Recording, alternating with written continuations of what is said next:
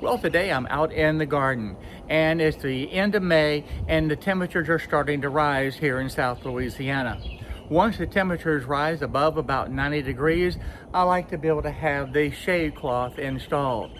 And because the temperatures are almost at the 90-degree point, it's time to install it. So today I want to show you exactly how I installed this, and I also want to show you how I added the grommets into the shade cloth to make it a whole lot easier to be able to install. For the past several years, I have used this shade cloth to protect the plants, but never have I actually set it up and used this type of configuration. In the past, I have used these plastic type of clips to be able to secure the shade cloth in the garden. Now these do not last over 1 or 2 seasons, and you can see where the plastic has actually broken. So I wanted to be able to replace this using the actual grommets. In addition to these plastic clips, I've also used the old-fashioned just tie a knot in the corner and then attach the string line. But this year I want to be able to do an upgrade and be able to replace all of these plastic clips and get rid of the old-fashioned knot in the cloth and be able to do it much more professional. And quite frankly, in the long run, it'll be much easier to be able to manage the sailcloth from year to year. Because the majority of these clips are actually broken, after removing these, I'm going to discard all of them and replace them with the grommets. Now the grommets I'm using, I just picked up at the big box store, and you can get these at just about anywhere. But it is a complete kit. It has all the different parts that you need. Now, this kit has a 3/8 inch size, along with the components to be able to install the grommets into your shade cloth or tarp or whatever you're doing. And it also has the 1/2 inch. And of course, it has all the different components necessary to be able to install the 1/2 inch size grommets. Now, one of the things I want to do is experiment a little bit. I'm going to use the duct tape to be able to put onto this shade cloth. The shade cloth itself is about a 50% shade rating, and I want to be able to give the grommet just a little bit more material to be able to bite on. Now, I don't know if this experiment is going to work. That'll be a follow-up video down the road a little bit. But I'm going to put this tape down, seal it real good, and then I'll install the grommet through the shade cloth as well as through the duct tape itself. Now the good thing about this, if the duct tape fails, no big deal. I can just pull it off and it'll be cut right around the edge of the grommet, and it will be as if it was never there. So this is going to be a fun little experiment just to see if this works. Now this first grommet that I'm installing is actually on the corner, and I actually folded over the corner to be able to give a little bit extra reinforcement also on the material itself. For the other holes in the grommet installation, I use just a single layer of the material. To be able to install this, I just put that grommet base in there, put in the top piece, and then I can use the hammer with this tool to be able to bend that metal right over, and that's how easy it is to be able to install the grommets. It doesn't get much easier than that. That bends the material over the brass clips and it holds it in place nice and smooth. Hopefully that duct tape will work and be able to help add the extra strength. Now I'm putting these grommets every 2 feet apart. This shade cloth is actually 10 feet by 12 feet, so that should work out real well. Now I also have to stretch this back into this actual shape because over the years this has stretched quite a bit and some of the directions that you don't really want it to be able to stretch in. But here again, 2 feet apart, using the duct tape as an experiment. This is the first time I've ever used the duct tape to see just how this will work. And I'll just install these all the way around the entire shade cloth. Once that's done, we'll take it outside. To be able to cut the hole, I eyeballed it. I did not try to measure that. As long as I'm close, that will be just fine. I'll just tap the hammer onto this little cutter. It puts in the perfect hole, and then I'll just slip this base underneath it. That actually holds the bottom part of the grommet itself through the hole. And then with that installed, I'll put the top ring on, and then I can tap it down and seal both of these two pieces together. And quite frankly, I should have done this years ago. It would have helped prevent the shade cloth from stretching. It would have given a permanent grommet, and quite frankly, I don't know why I didn't do it. But here's a look with the grommets all installed and the shade cloth laid out on the ground. So you can see this is 10 feet wide, 12 feet long, and you can see just about all the grommets. Some of the material still rolled up. Now before I install this, I need to be able to use the pipe to be able to put into the ground. I wanted to use T-post, but I could not find the T-post long enough, so I used the top rail of a chain link fence. Yeah, that's right.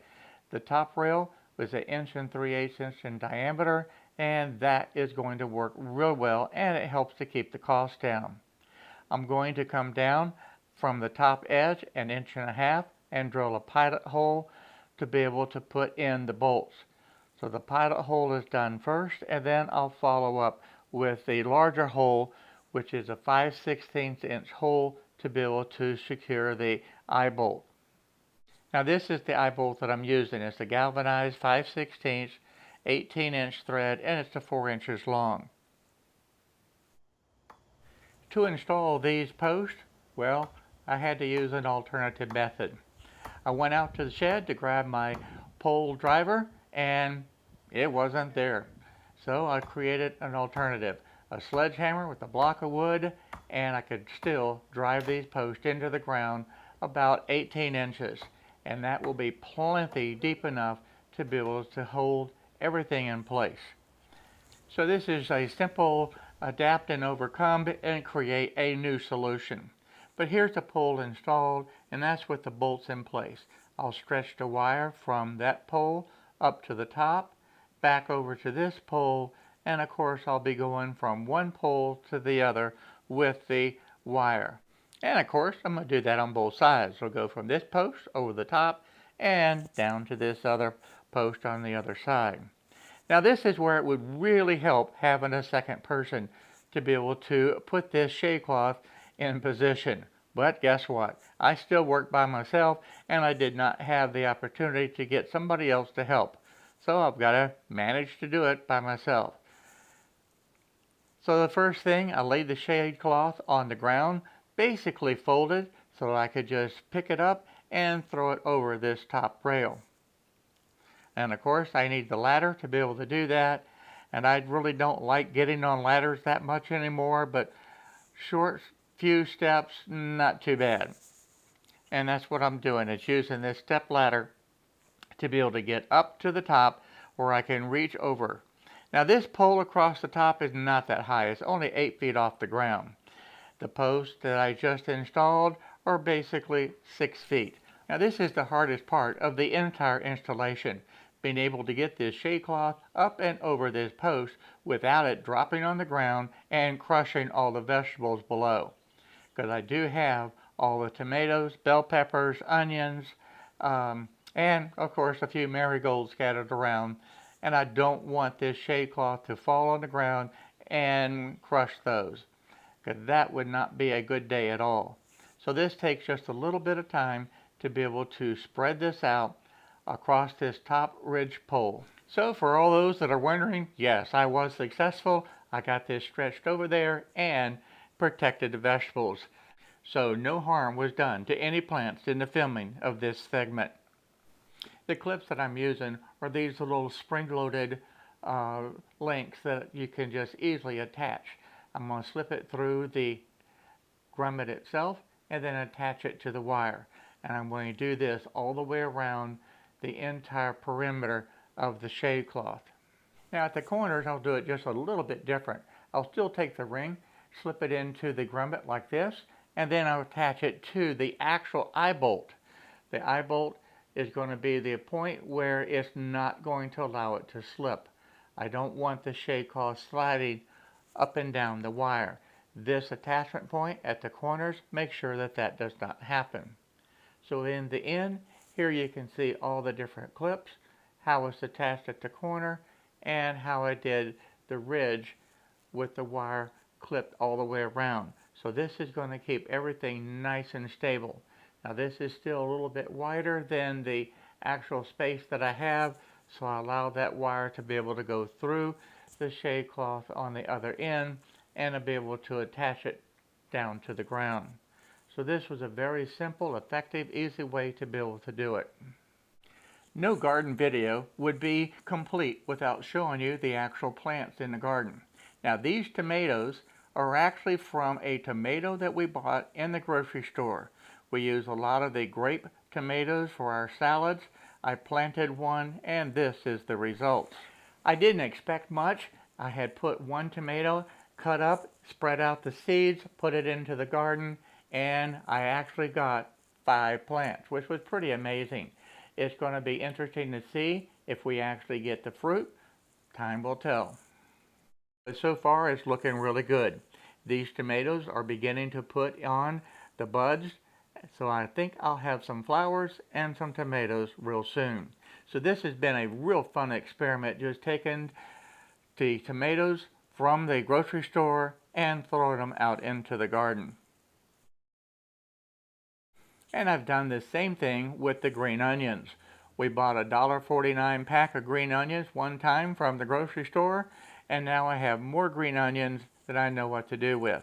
I have this bucket along with several other buckets full of green onions, and I also put some in the garden just to see how they would do, and they're already growing some additional green onions. So I'll never have to buy green onions from the grocery store again. I have plenty. Now I also have the bell peppers, the marigolds, and of course tomatoes scattered throughout the garden. Now these tomatoes I picked up from the local nursery, and these are the big boy variety. And again, they're doing well considering I only planted them about a month ago. And the strawberries are doing great. I have these scattered throughout the whole entire garden, and they have done extremely well this year. In fact, quite frankly, I need to replant them because they're really getting deep into these buckets. I also have parsley, rosemary, and celery that we just planted the cutoff when we bought it from the store. I also have some okra seeds that are stretching, trying to find the light, and I have some additional eggplants that I'm going to be putting in the garden soon. I also have some eggplant growing in the garden itself, and you can see that they're in full bloom. And with the little ones growing in the nursery, they'll be able to have eggplants all season long. The bell peppers are doing really good. Now when these plants got about 6-8 inches tall, I literally cut off the top of them to be able to produce stronger and a much more robust plant. And at this point you can see a lot of brand new small leaves as well as some buds that'll have flowers on it shortly. So it won't be long and I'll have some bell peppers. I always put marigolds in the garden to be able to keep the little pests away, and they are doing fantastic. They have doubled or almost tripled in size since I planted them just over a month ago. The satsuma tree is finally putting fruit on again for this year. If you'll recall, last year it had no fruit whatsoever, and the year before we had that terrific snowstorm that almost killed this tree. But it's good to see after 2 years it's back producing fruit again. I transplanted these knockout roses over into this garden area, and I cut it back very, very heavily. And you can see now it's bouncing back. It's doing great. A lot of new green leaves and producing lots of flowers. So I'm very happy with how the knockout roses are doing. And this is my little rose that's going to survive no matter what. This little rose was actually buried over into a section of the yard that had been forgotten about and was covered in weeds. I actually transplanted it and thought that it had died. but I still took care of it, watered it, fed it, and it now has a whole bunch of brand new leaves. So never give up. It's continuing to add new leaves just about every day, so I am really happy with this. So thanks a lot for watching this video today. And even though I started my garden late in the season, it's still time to add this shade cloth because the temperatures are rising and I want to be able to protect the vegetables. Now, one of the things I'll be doing in an upcoming video is showing how I'm going to protect the garden from all the little critters that want to eat everything before I have a chance to. You're not going to want to miss that. And by the way, check out these videos up here. I think you'll find them interesting. And as always, if you found value in this video, please take a moment and subscribe right down there below and hit that bell notification. I look forward to seeing each and every one of you in the next video. So bye-bye everyone. See you real soon.